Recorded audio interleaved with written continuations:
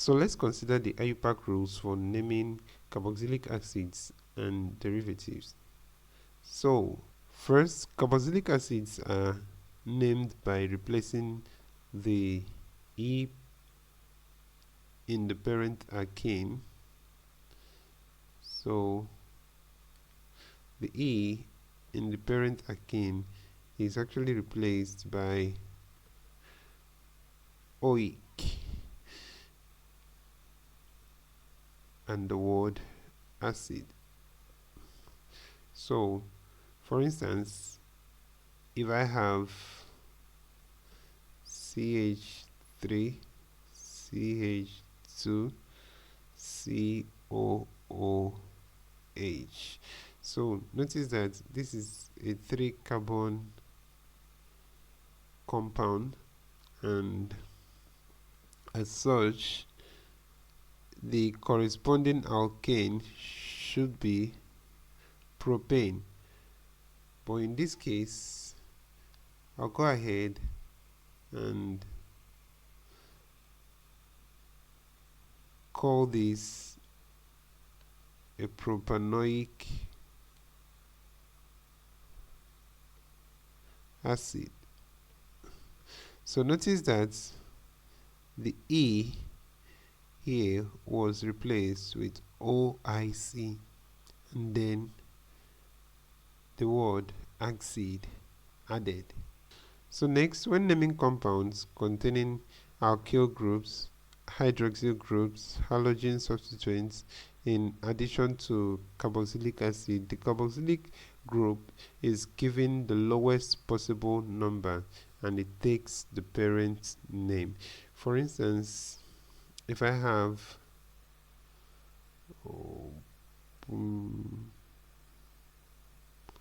a compound like this,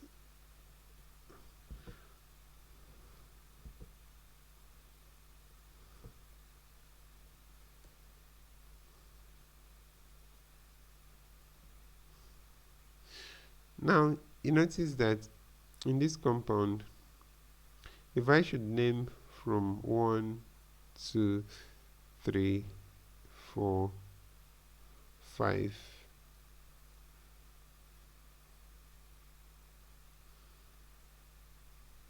now it means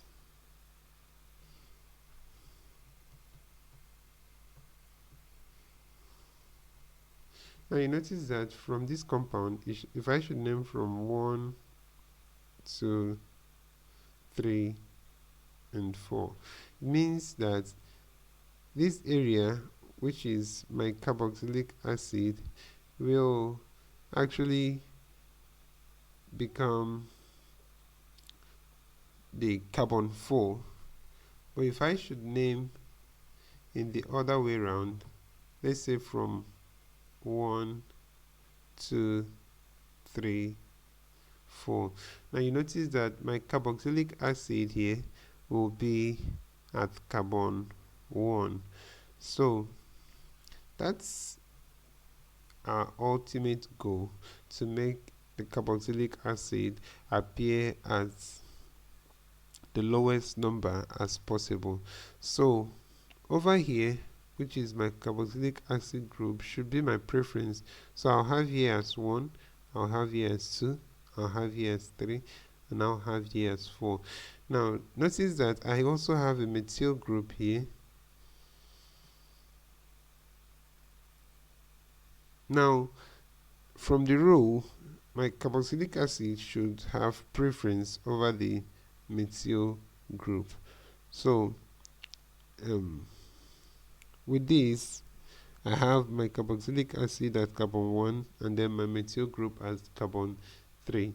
So if I want to name this compound, this is methyl group, this is methyl here, so I have my 3 methyl, and this is a 4-carbon alkane, which is butane, right? But in this case, I'll have to call it a butanoic acid because of the COOH, or because of the carboxylic acid group, so it becomes butanoic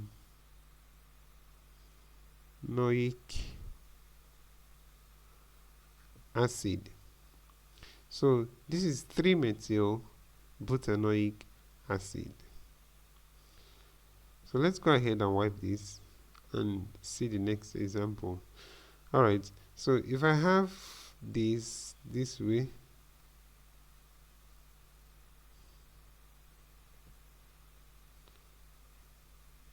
perhaps this is my O and this is OH. Here I have chlorine, and over here I have OH, and then here I have CH3. Now remember, according to my rule, that I have to put or keep my carboxylic acid in preference. So I'll have here 1, I'll have here 2, I'll have here 3, I'll have here 4, I'll have here 5, and I'll have here 6. So this is 1, 2, 3, 4, 5, 6.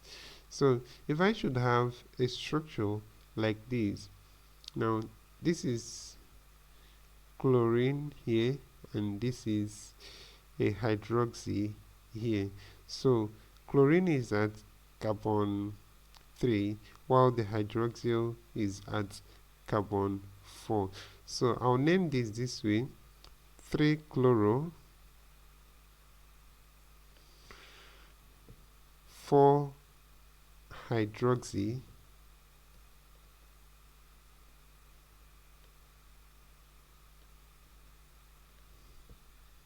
now this is a 6-carbon alkane here, which is simply a hexane. So in this case it is having a carboxylic acid group, so I call it a hexanoic acid. So hexanoic acid. So this is the name for this compound. Alright, so I'll go ahead and see the next rule. So the next rule here is the prefix di is used for compounds containing more than one carboxylic acid group. Example, if I should have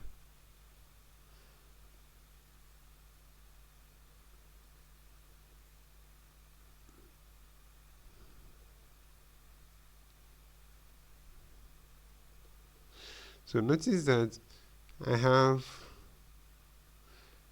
a carboxylic acid group here, and I have a carboxylic acid group here.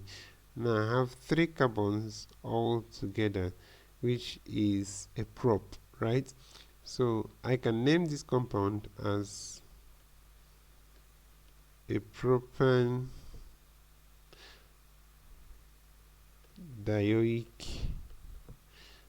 acid. Oh wow. So this compound is propanoic acid. So I'll go ahead and state the next rule. So we said here, aromatic carboxylic acids are named similarly. For instance, if I should have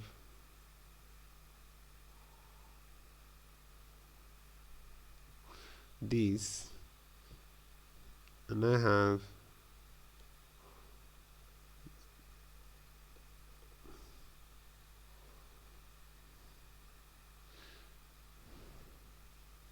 so if I have a double bond here, and I have a double bond here, and I have a double bond here, what structure is this?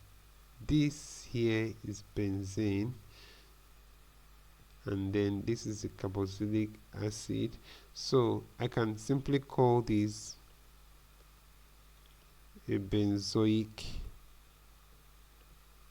acid. Yeah. Alright, so what if I had a chlorine here, and then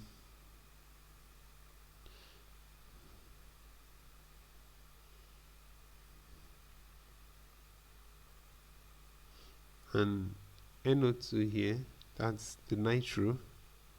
So if I want to name this compound, first of all, I'll put this as priority, and then I'll name this as carbon 1. So this becomes carbon 2, this is 3, this is 4, this is 5, and this is 6. Because I know that if I start with this, that's correct, right? But if I go this way, 1, 2, 3, 4, 5, now the substituents will have higher numbers. So if I should go this way, this should be the correct movement for this. So I will have chloro at carbon 2 and nitro at carbon 4. So I will simply state this as 2 chloro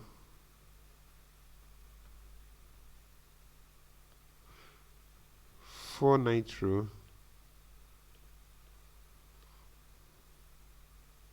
benzoic acid.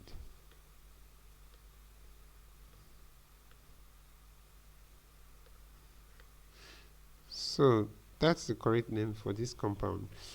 So next I'll look at one other example, and then we consider the esters. So let's also check this out. If I have this,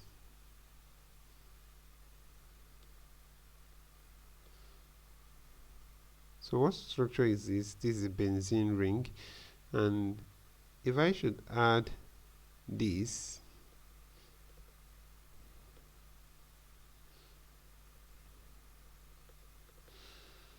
now this is an ethanoic acid, so I can choose to name this compound based on the ethanoic acid here.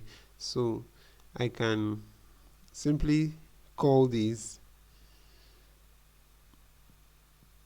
a phenyl ethanoic acid.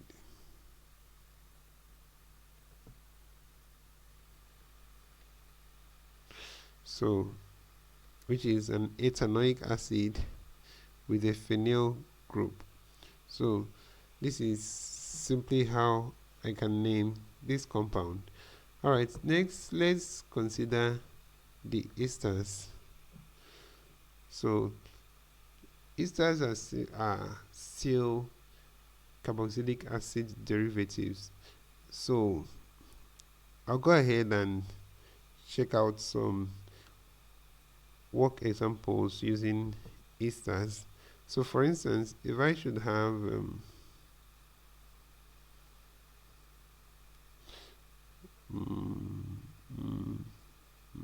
so what's this? Our popular benzene ring. So let's say I have my COO, and then I have CH3, and then I have my nitro here. So what compound is this? Alright, so in order for me to name this, I'll have to put my functional group as priority here, because this is where I have my ester COO. So I'll have to state this as carbon 1. So this becomes carbon 2, this carbon 3, this carbon 4, this carbon 5, and this is carbon 6. So if I state this way, whether I go this way or I go this way, the nitro will still be at carbon 4. So now notice that I have a methyl group here, so I can simply call this methyl 4-nitro 4-nitro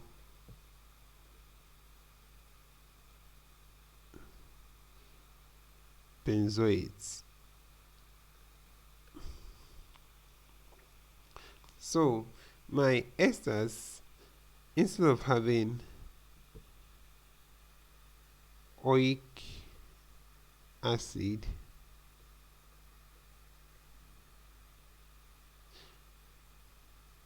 I'll have OIT. So I have my oic acids translated to OIT. So I'll pick another example and then we'll try it out together. If I have this CH3 CO O, and then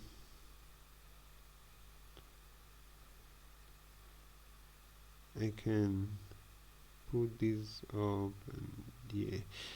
So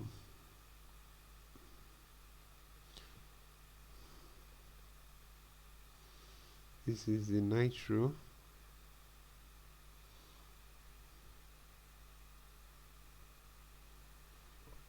and this compound is the same as the previous compound I just showed on the last screen. So this is the functional group. I'll take it as 1, and then this becomes 2, this becomes 3, this becomes 4, this becomes 5, this becomes 6. So I call this, I'll have my methyl group here, so I call this methyl 4-nitro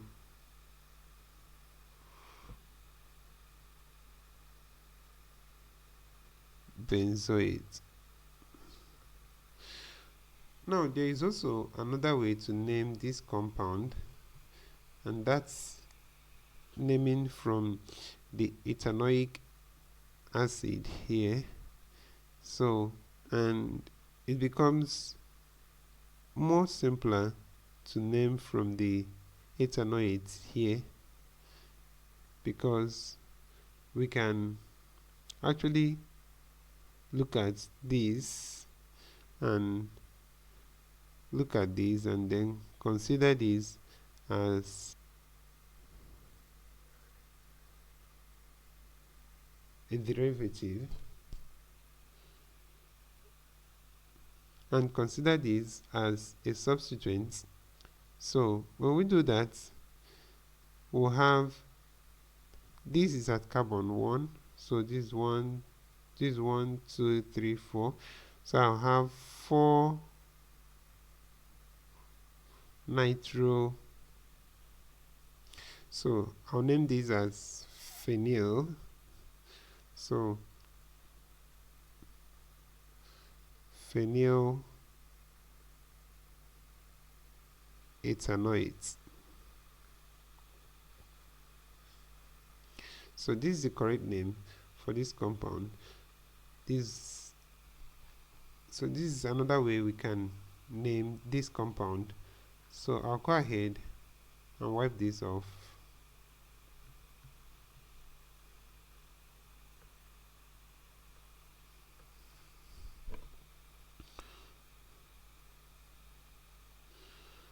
So lastly,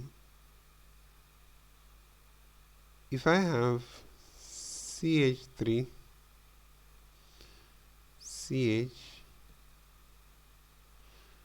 NH2,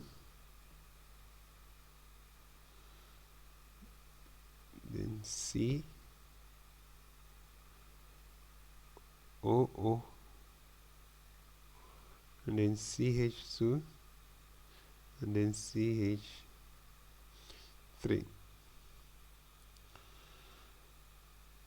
So let's recall that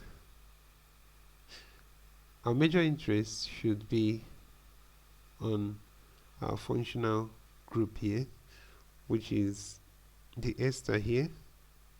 So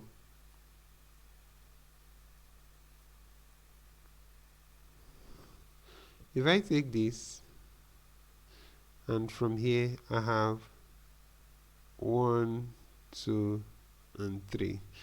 So, or let's say 1, 2, and 3. So, whereas this is an ethyl, so I can simply say this is an ethyl group combined with an amino ester. So over here I can call this ethyl 2 amino, and what's alkane has 3 carbons, that's propane, and in this case it is an ester, so call it a propanoid. So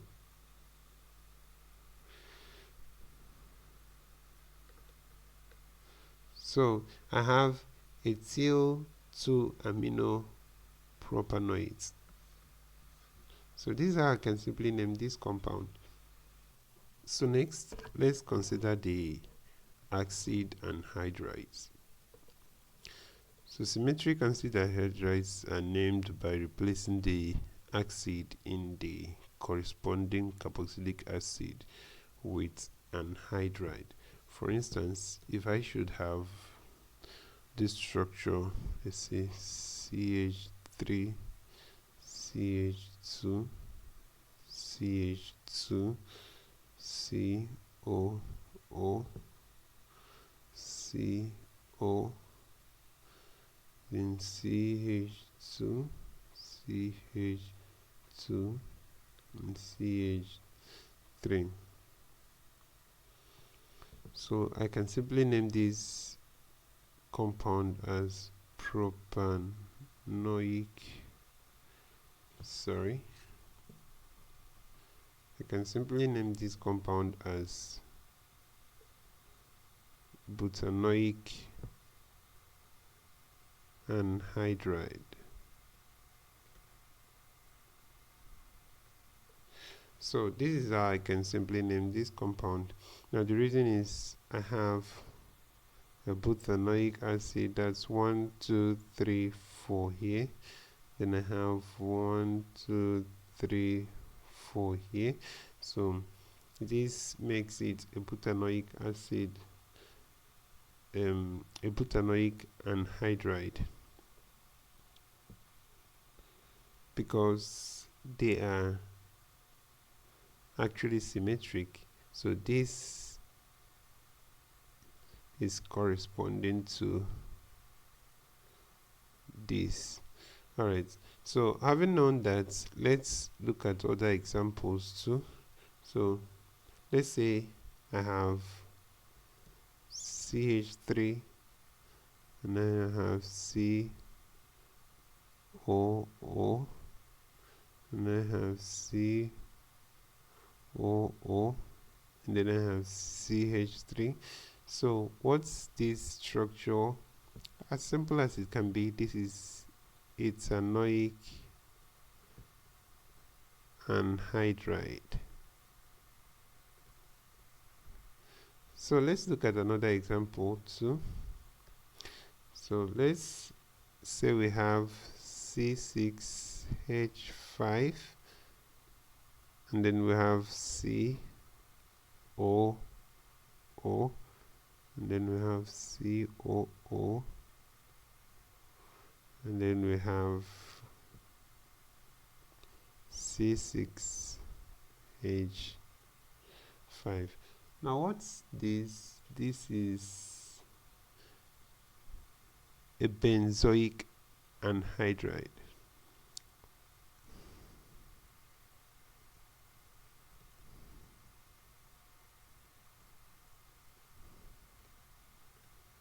So here I have a benzoic anhydride because this is a benzoic acid and this is a benzoic acid. So together I have a benzoic anhydride. Alright, so let's consider the next example. Let's say I have CH3, CH2, COO, COO, then CH2 and CH3. What's this? 1, 2, 3, and then this 1, 2, 3. So this is propanoic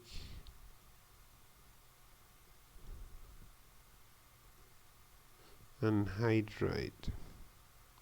So this is simply how we can name the anhydride if they are symmetrical. So what if they are non-symmetrical?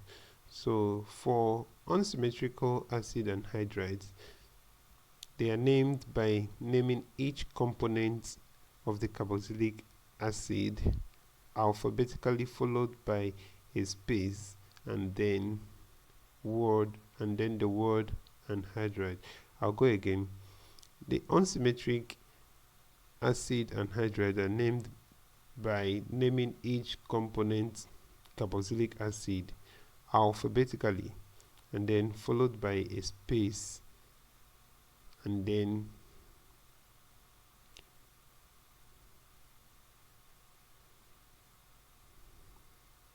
okay, let me take that for the last time. Unsymmetric anhydrides are named actually by naming each component carboxylic acid alphabetically, followed by a space after each. Then the name anhydride is written at the end. So they can be called mixed anhydride. So for instance, if I have CH3, I have okay, let's go this way, and then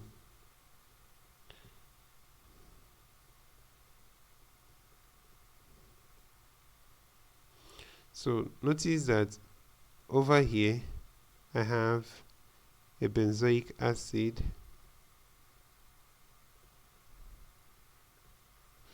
and over here I have an ethanoic acid.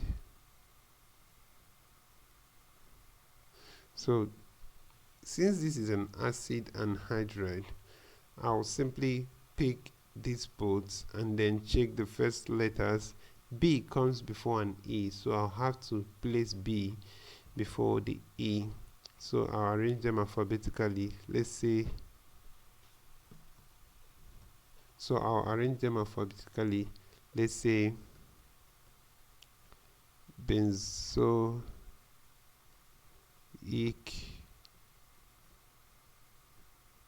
ethanoic anhydride. So notice that I have a space between these. So, and then notice also that my B here comes before E, and then at the end I'll add anhydride. So let's look at another example on that for clarity. So let's say I have CH3, CH2, then this, and then CH2, and then CH3. So this is 1 plus 3, 4, 5. So what's this? This is pentanoic acid.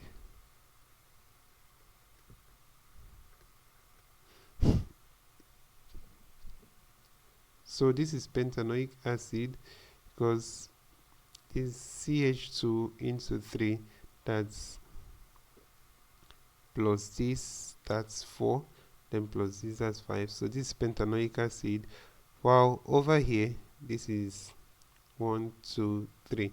So this is propanoic acid. So notice that this is P and this is also P, but PE comes first before PR. So I'll go ahead and write this as pentanoic, propanoic, anhydride. So this is basically how we can name our anhydrides. So the next is we'll check out amides. So for the amides, primary amides are named by replacing the oic acid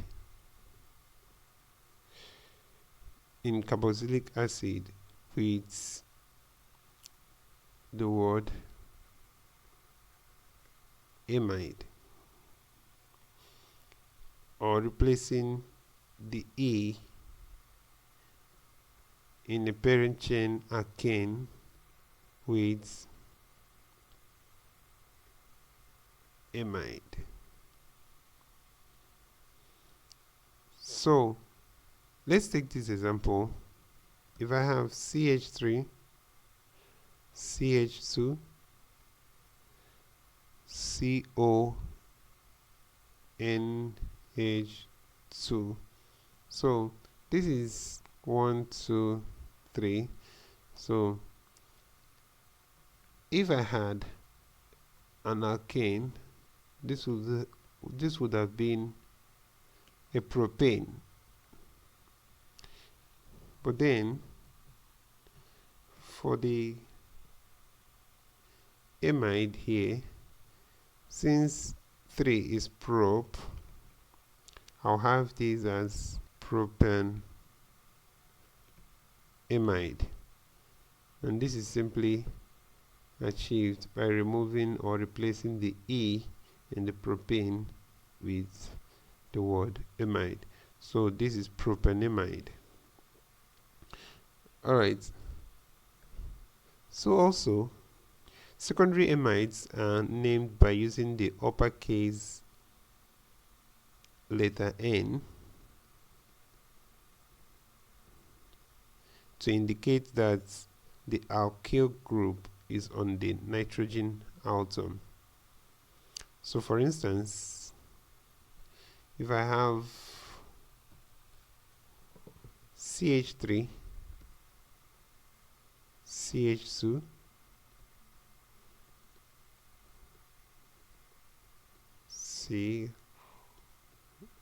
CONH, CH3. So I can name this as N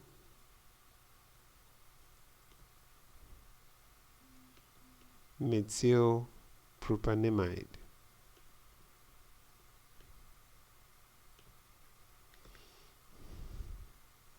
So this is the simple way to name this. So this is 1, 2, and 3, the third carbon. So that's a propane added to this, the amide, and then I have methyl attached to it, so I call it N-methyl propanamide. So also tertiary amides are named in the same way as the secondary amides, with NN indicating number of alkyl groups. So for instance, if I have CH and I have O here, so I have N bonded to 2 alkyl groups. I'll name these as NN dimethyl, because I have 2 methyl groups here, and then I have just 1 carbon, So this is a methane, so I call it methanemide. Wow. So this is how simple it can be. And next we'll simply go over to the Iupac rules for naming amines and nitroalkanes.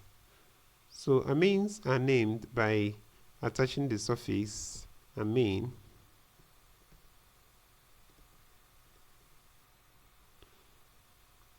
to the alkyl substituents, such as we can have maybe methyl amine, we can have ethyl amine, we can have propyl amine, and so on. So you can also use the prefix amino to the alkane. So let's say, for instance, we can have amino methane, we can have amino ethane, we can have amino propane, we can have amino butane, and so on. So let's quickly run up with an example. Let's say this structure CH3 CH2, okay, CH2 NH2. So this structure can be named in two different ways, just like I've stated earlier. We can actually call this ethyl amine because I have 1, 2 carbon. So I can name it from the alkyl group. So call this an ethyl amine. Or I can also name this as an alkane group, but then call this amino. So it becomes amino ethane. So basically this is how I can name this compound. So the next rule, secondary and tertiary amines are named like others. The alkyl groups attached to the nitrogen are placed in alphabetical order with no space between them. So let's say if I should have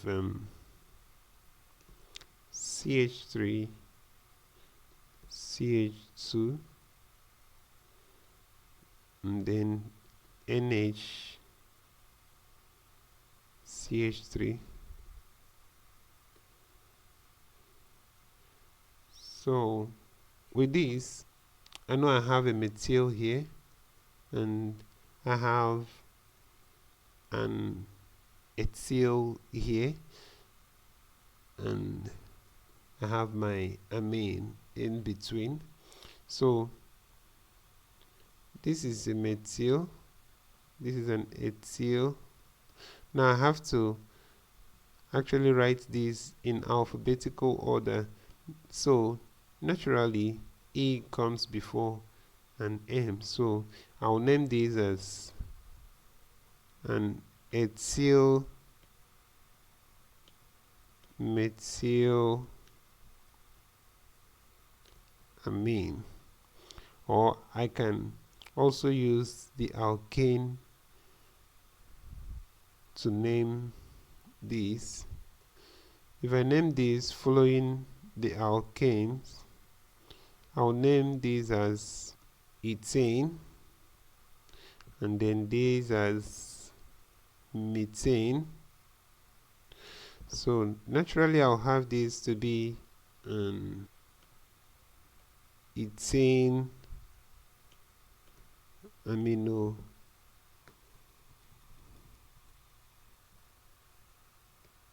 so naturally when I want to name this using this, I'll now name this first as a substituent and then notice that I'll now name this as a substituent and then notice that when it becomes a substituent, I'll call it an alkyl.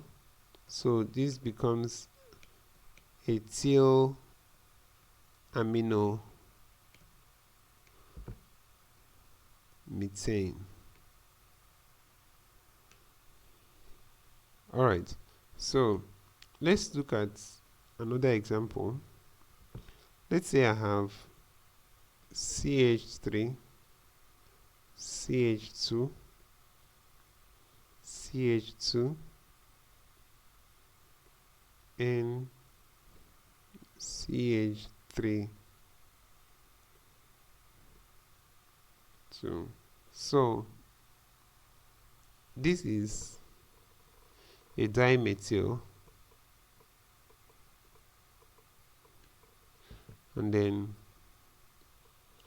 over here I have a propyl. So I can simply go ahead and name this dimethyl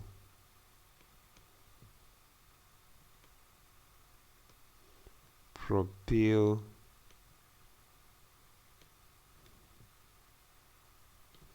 amine.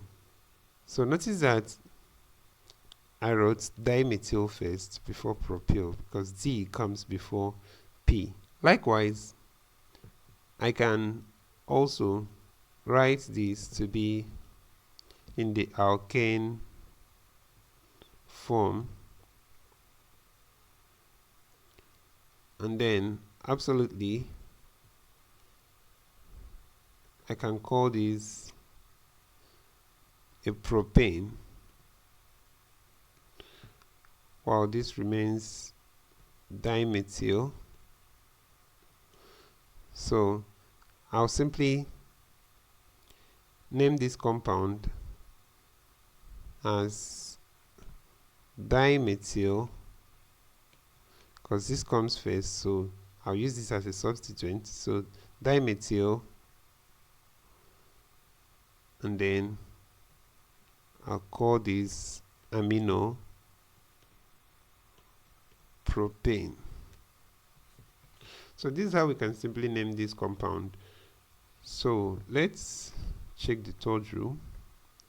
Now the carbon bearing the amino group is assigned the lowest possible number. For instance, if I should have this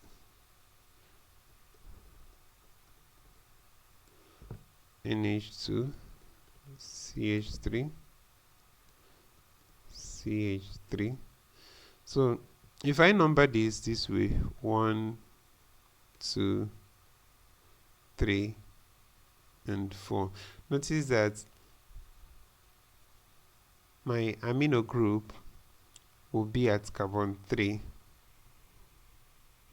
But if I number this from here, 1 2 3 and 4, now my amino group will be at carbon 2. So I want to number it in a way that my amino group will have the lowest possible number, which is here at carbon 2. So I can simply name this compound as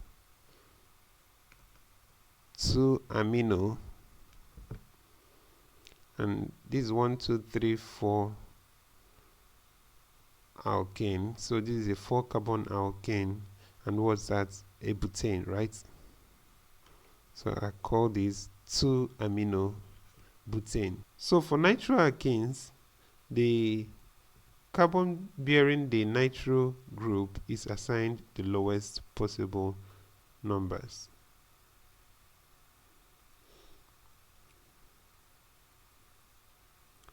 So two systems are used for naming nitriles. Two systems are used for naming nitriles. Number one, they can be named as alkyl cyanides. For instance, I can have CH3 C triple bonded to N, and I can call this a methyl cyanide. They can also be named from an alkane, where this same structure CH3 C triple bonded to N can be called cyanomethane.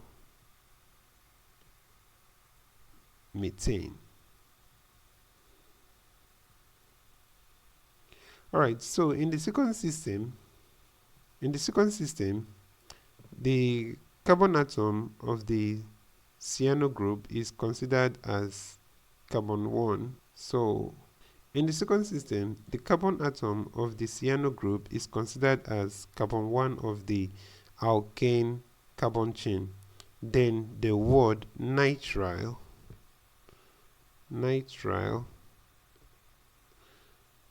is added as a suffix to the name of the alkane chain. For instance, the previous example we just used, which is this, that's the methyl cyanide or cyanomethane, can as well be called an ethane nitrile, where this is considered as carbon 1 and then we'll call this carbon 2. So this becomes 2 carbon molecule, and this is called an ethane cyanide. So for this structure,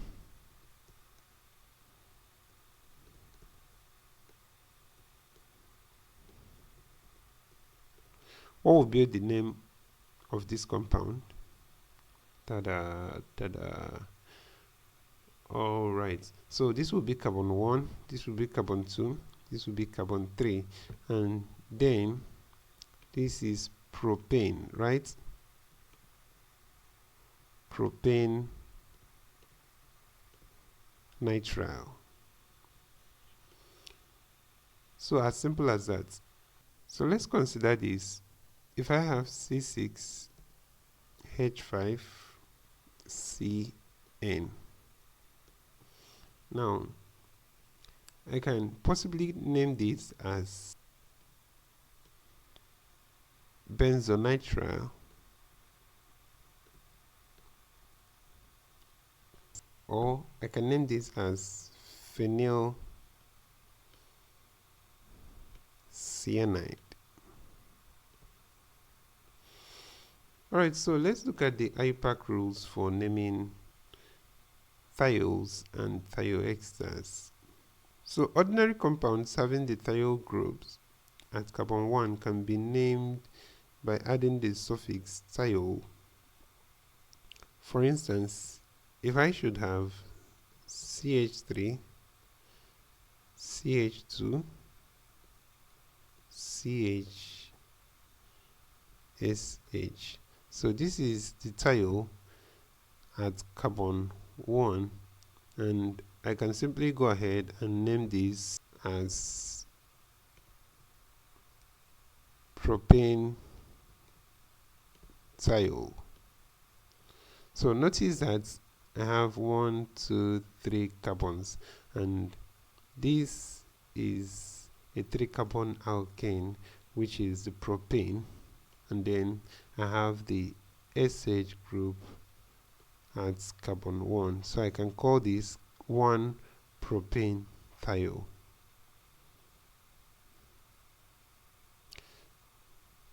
As well, I can also have CH3, CH2, SH, and this is 1, 2 carbons, so I can call this an ethane thiol.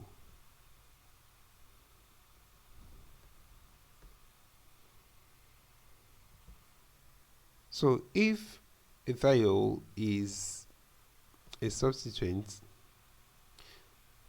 it can be called as mercapto. So let's use this as an example.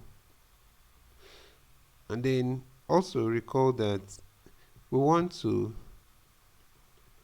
possibly give the lowest possible number to the carbon bearing the thiol group. So if I count from here, 1, 2, 3, 4, 5, and 6. This will give me the thiol group at carbon 4 here. So if I go ahead and count from this side, I'll have 1, 2, 3, 4, 5, 6. So this will give me the thiol at carbon 3. Now I want to use this because this gives me the thiol at the lowest possible number. So I can simply go ahead and call this 3-mercapto. And what structure is this? What alkane structure is this? This is a 6-carbon alkane, which is a hexane. So I can call this 3-mercapto hexane. So let's go ahead and wipe this. So symmetrical thiol esters are named by attaching the prefix di to the alkyl substituents, followed by a space between the word sulfide. So let's take, for instance, if I have CH3,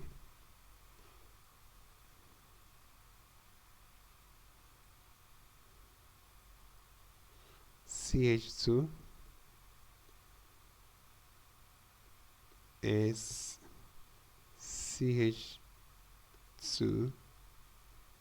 and CH3. So I have the first alkyl group here, and I have another alkyl group here. So what alkyl is this? This is an ethyl, and it's symmetrical to this, so this is an ethyl. So I can simply add the word di and then ethyl, and then at the end I put the word sulfide.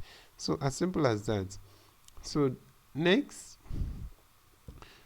unsymmetrical thiol esters are named by naming each of the alkyl substituents alphabetically before the word sulfide, so separating each word with a space. For instance, if I have CH3, CH2, as CH3. Now notice that this is unsymmetrical because this is a methyl and then this is an ethyl.